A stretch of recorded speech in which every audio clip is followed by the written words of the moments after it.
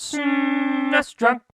This video is going to tread into some dangerous territory. Just for fun, I'm going to try and rank the 13 best Super Nintendo soundtracks. Now, fun in this case is obviously subjective, as this wasn't all that fun for me, since I had to leave off a lot of games like SimCity, Super Ghouls and Ghosts, Axelay, Kirby Superstar, both Ogre Battle games, Seiken Densetsu 3, Final Fantasy IV, Ninja Warriors, Turtles in Time, Street Fighter II Turbo, Super Punch-Out, ActRaiser, Illusion of Gaia, Tetris Attack, Super Mario Kart, Top Gear, UN Squadron, Gradius 3, Battletoads and Battlemaniacs, Legend of the Mystical Ninja, Super Turrican 2, Super Mario RPG, Link to the Past, and Super Mario World, just to name a few. No joke, you could list up to 50 or 60 Super Nintendo games for a list like this, and you could make a good argument for any order you wanted. The sheer depth of great music on the Super Nintendo is astounding, so why am I making a blatant clickbait video on a subject that's almost entirely subjective? Seriously, is there anything more subjective out there than music? Well, I guess this is my subjective list, just a fun exercise I thought I'd try out. Plus it gives everyone a chance to yell at each other in the comments, and who doesn't love that? So why 13? Because I like uneven numbers. 13. F-Zero. It's pretty dang important that racing games have a good soundtrack because, the gameplay consists of the player staring at one spot of the screen, getting absorbed in the sense of speed, and using Twitch-like controls to steer. F-Zero's two strengths match each other perfectly, and it conveys an exhilarating sense of speed while the music keeps you focused and your heart pumping.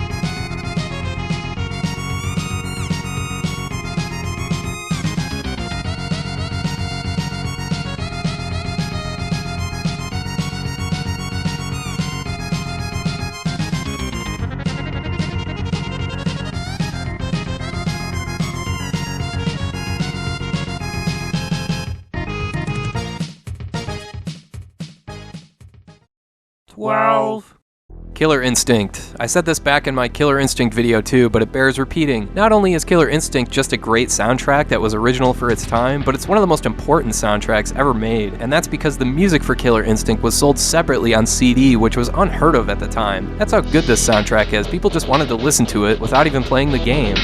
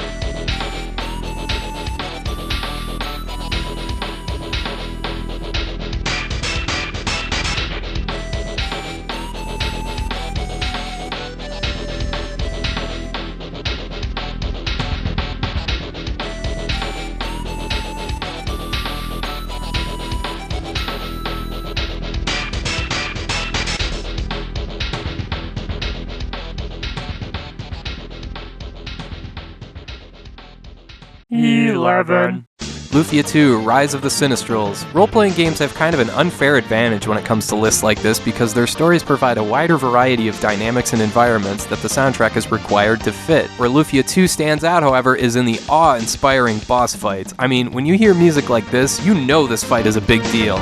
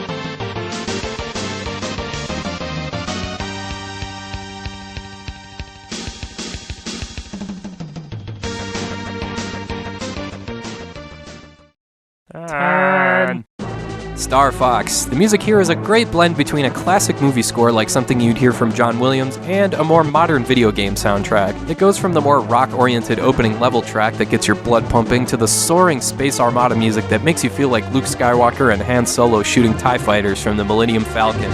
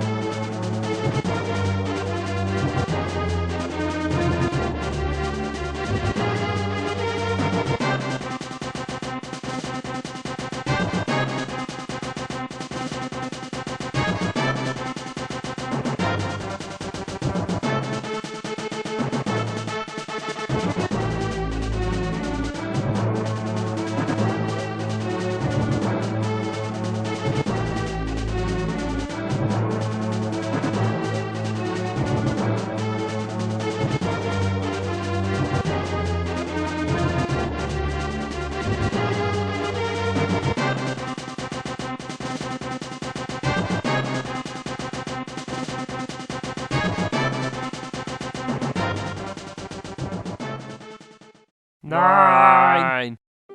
Terranigma. Yeah, this is another case where the nature of the story demands a lot more from the music, but Terranigma reaches the highest of highs and the lowest of lows. The sad stuff sounds heart-wrenching, and when called upon, the rousing sections like Light and Darkness give the player goosebumps on top of goosebumps. It's too bad the rest of the world never got to see this game.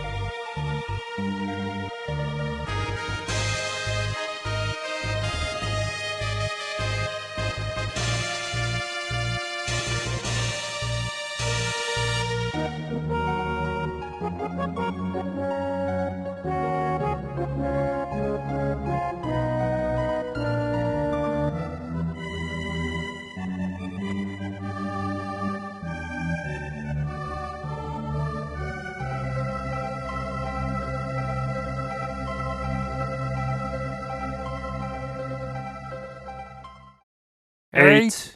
Mega Man X. There's not a lot of mystery in the early Mega Man X games. You run to the right, jump, slide, wall jump, and destroy everything in your path using a variety of weapons collected from bosses you've slain along the way. An action like that requires a kick-ass soundtrack that only early 90s Capcom can provide. The Mega Man X soundtrack is every bit as good as its predecessors on the NES.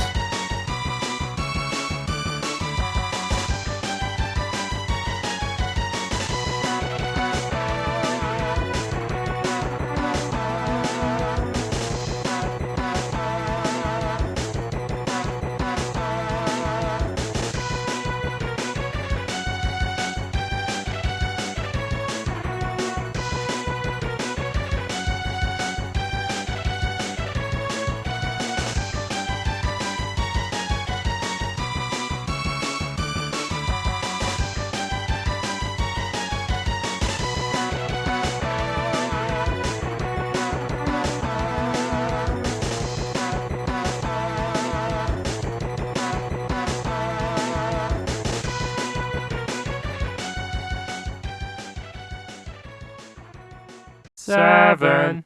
EarthBound, by far the weirdest soundtrack on the Super Nintendo and maybe of any game I've ever even played, but it's not weird just for the sake of being weird. The music in EarthBound sets the tone for a surreal atmosphere that alternates from sweet and earnest to laugh-out-loud funny and self-aware. The music when you arrive in Foreside in particular is comforting and just makes you feel at home.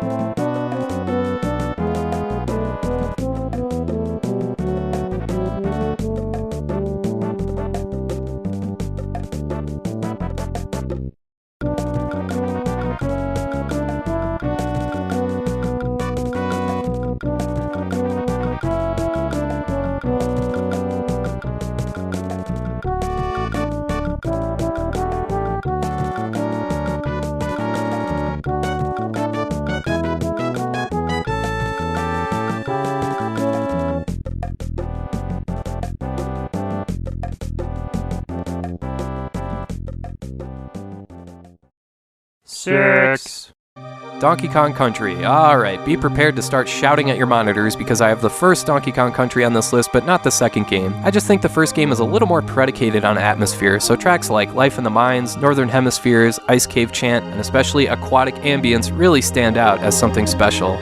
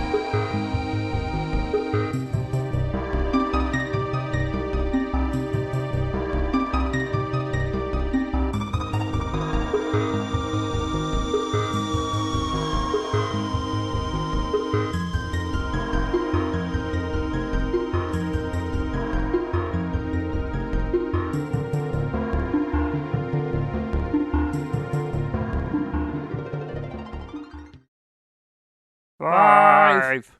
Secret of Mana. This soundtrack is a little unbalanced because while there are some jaw-dropping tracks that still sound incredible to this day, there's some annoying music in this game as well, like the Dwarf Cave. You know what I'm talking about. Still, the strength of the really good tracks, like the field theme here, Into the Thick of It, pushes the limits of what the SNES is capable of. It's a match of remarkable writing, a particular sense of atmosphere, and technical wizardry.